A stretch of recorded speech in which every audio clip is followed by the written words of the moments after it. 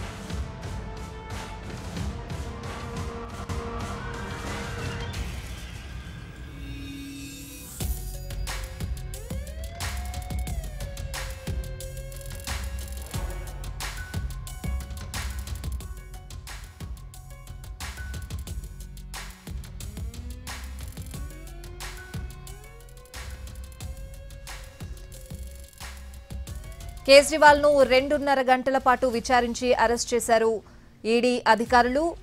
అలాగే ఈడీ కార్యాలయానికి కూడా తరలించారు. ప్రస్తుతం ఈడీ కార్యాలయంలో వైద్య పరీక్షలన్నీ పూర్తయిన తర్వాత రేపటి ప్రొసీజర్ అయితే ఉంటుంది. పూర్తి అప్డేట్స్ అడిగి తెలుసుకుందాం. మా ప్రతినిధి రాజు ఢిల్లీ నుంచి లైవ్ లో సిద్ధంగా ఉన్నారు. రాజు,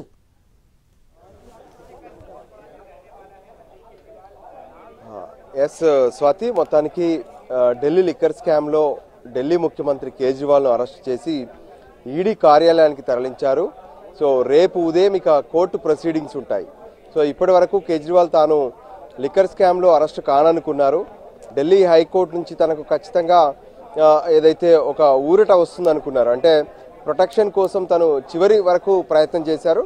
ప్రస్తుతం సైతం సుప్రీంకోర్టులో ఓ కేసు కూడా వేశారు. కానీ ఏదైతే ఆ సుప్రీంకోర్టులో వేసినటువంటి కేసును తన ఇప్పటికిప్పుడు అత్యవసరంగా విచారించాల్సిన అవసరం లేదు, రేపు విచారిస్తామని చెప్పి చీఫ్ జస్టిస్ ఆఫ్ ఇండియా స్పష్టంగా తెలియజేశారు.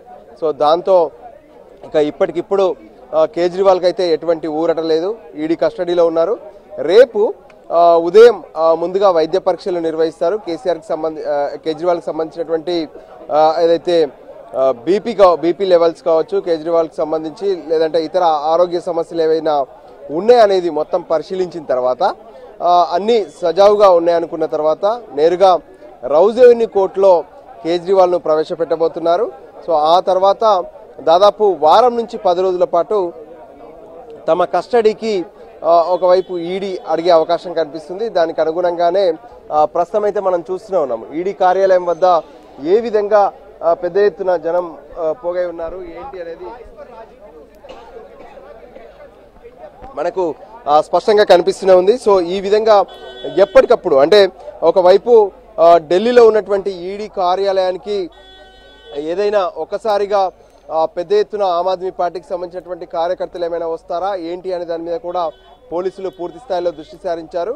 సో ఈడీ కార్యాలయం చుట్టుపక్కల మొత్తం కూడా ఇప్పుడు 144 సెక్షన్ను అమలు చేస్తున్నటువంటి పరిస్థితి కనిపిస్తుంది.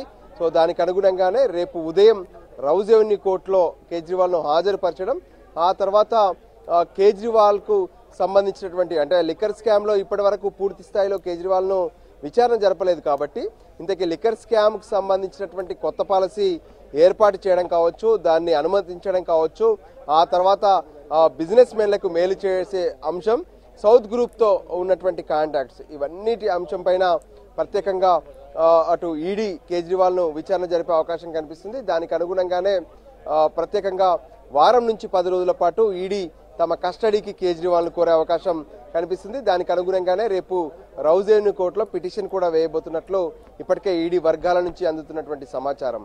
స్వాతి, అలాగే రాజు ఆప్ నేతలు కూడా సుప్రీంకోర్టులో పిటిషన్ వేశారు. అంటే ఏదైనా అనుకూలంగా వచ్చే అవకాశాలు ఎంతవరకు ఉండే ఛాన్సెస్ ఉంటాయి రాజు? ఎస్ స్వాతి, మనం చూసాము ఏ విధంగానైతే మొదట అంటే ఢిల్లీ లిక్కర్ కేసును విచారణ జరుపుతున్నటువంటి కోర్టు ఢిల్లీలో ఉన్నటువంటి జిల్లా court, Rouse Avenue court. So ఆ కోర్టులో ముందే కేజ్రీవాల్ అప్పీర్ అయ్యారు. సో అక్కడ తనకి పెద్దగా ప్రొటెక్షన్ దక్కలేదు. ఆ తర్వాత ఢిల్లీ హైకోర్టును కేజ్రీవాల్ ఆశ్రయించారు. సో ఢిల్లీ హైకోర్టు సైతం ఈ విషయంలో తాము జోక్యం చేసుకోలేము, ముందస్తుగా ఎటువంటి ప్రొటెక్షన్ ఇవ్వలేము, మీరు ఈడీ నోటీసులు ఇచ్చినప్పుడు ఈడీ ముందు హాజరు కావాల్సిందేననే విషయాన్ని స్పష్టం చేశారు. సో దానికి అనుగుణంగానే ఇప్పుడు సుప్రీంకోర్టు తలుపులు కూడా కేజ్రీవాల్ తట్టారు. సో ఎప్పుడైతే ఈడీ అధికారులు కేజ్రీవాల్ నివాసానికి చేరుకున్నారో అదే సమయంలో సుప్రీంకోర్టులో కేజ్రీవాల్ తరపున ఒక పిటిషన్ కూడా దాఖలు చేశారు.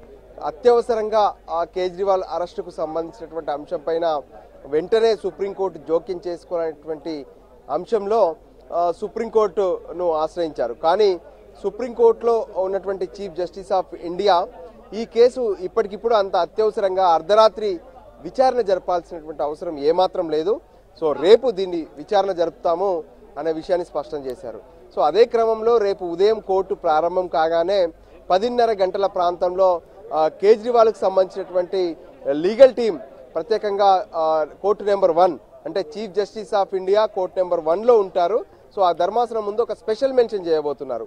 కేజ్రీవాల్ అంటే ఢిల్లీ, దేశ రాజధాని ఢిల్లీకి తను ముఖ్యమంత్రిగా ఉన్నారు, ఆయన అరెస్ట్ చేశారు, ఇదంతా కూడా అక్రమం, అంటే ఈ లిక్కర్ కేసుతో అతనికి ఎటువంటి సంబంధం లేదు, అయినప్పటికీ కూడా అరెస్ట్ చేసినటువంటి కొన్ని అంశాలను కోర్టు దృష్టికి తీసుకెళ్లి త్వరితగతంగా కొంత కేజ్రీవాల్కి ఏదైనా ప్రొటెక్షన్ దక్కుతుందా అనే అంశం పైన ప్రయత్నం అయితే చేయబోతున్నారు. మరి దీనిపైన రేపు కోర్టు ఏ విధంగా స్పందిస్తుంది అనేది మాత్రం కొంత కీలకంగా మారే అవకాశం కనిపిస్తుంది. ఎందుకంటే ఇప్పటికే ఈడీ అధికారులు కేజ్రీవాల్ని అరెస్ట్ చేశారు. సో అరెస్ట్ చేసిన తర్వాత అరెస్టుకు సంబంధించినటువంటి ప్రొసీడింగ్సే ఉంటాయి. రౌజ్ అవెన్యూ కోర్టులో ప్రొడ్యూస్ చేయడం, ఆ తర్వాత తమ కస్టడీకి తీసుకోవడం, ఢిల్లీ లిక్కర్ స్కామ్కి సంబంధించినటువంటి కేసులో కేజ్రీవాల్ పాత్రకు సంబంధించినటువంటి విచారణ కొనసాగుతుంది. మనం ఇదే అంశాన్ని కవిత కేసులో కూడా చూసాం. కవిత వాస్తవానికి గత ఏడాదే సుప్రీంకోర్టును ఆశ్రయించారు. తనపై ఎటువంటి బలవంతపు చర్యలు అంటే అరెస్టు లాంటి చర్యలు తీసుకోవద్దు అంటూ తాను తన ఏదైతే పిటిషన్లో ప్రేయర్ చేసినటువంటి పరిస్థితి కనిపించింది, అంటే అప్లికేషన్ పెట్టినటువంటి పరిస్థితి కనిపించింది. ఆ కోర్టులో కేసు కొనసాగుతున్నటువంటి క్రమంలోనే కవితను అరెస్ట్ చేశారు. సో ఫైనల్గా కవిత గతంలో వేసినటువంటి పిటిషన్ను కవిత తరపు న్యాయవాది ఉపసంహరించుకున్నారు, ఎందుకంటే అప్పటికే కవితను అరెస్ట్ చేసేశారు. సో దాని మూలంగానే ఇప్పుడు మరి కేజ్రీవాల్ విషయంలో ఎటువంటి నిర్ణయం తీసుకుంటున్నారు అనేది కొంత ఉత్కంఠగానైతే మారుతుంది. కానీ ఈడీ అధికారులు మాత్రం కేజ్రీవాల్కు వ్యతిరేకంగా ఢిల్లీ లిక్కర్ స్కామ్లో కేజ్రీవాల్ పాత్ర పైన తమ వద్ద పూర్తి స్థాయి ఆధారాలు ఉన్నాయనే విషయాన్ని అన్ని కోర్టుల్లో కూడా స్పష్టం చేస్తున్నారు. ఎందుకంటే ఇప్పటికే కొత్త పాలసీని అమలు చేయడమే కాకుండా అమలు చేసేటటువంటి క్రమంలో సౌత్ గ్రూప్తో జరిగినటువంటి సంభాషణలు కావచ్చు, మరోపక్క ఏదైతే ఇప్పటి వరకు ఢిల్లీ లిక్కర్ స్కామ్లో అరెస్ట్ అయినటువంటి వాళ్ళంతా కూడా ఇచ్చినటువంటి వాంగ్మూలాలు కావచ్చు, వీటన్నిటిని బేస్ చేసుకునే కేజ్రీవాల్ పైన పూర్తి స్థాయి ఒక రిపోర్ట్ని అయితే ఈడీ తయారు చేసింది.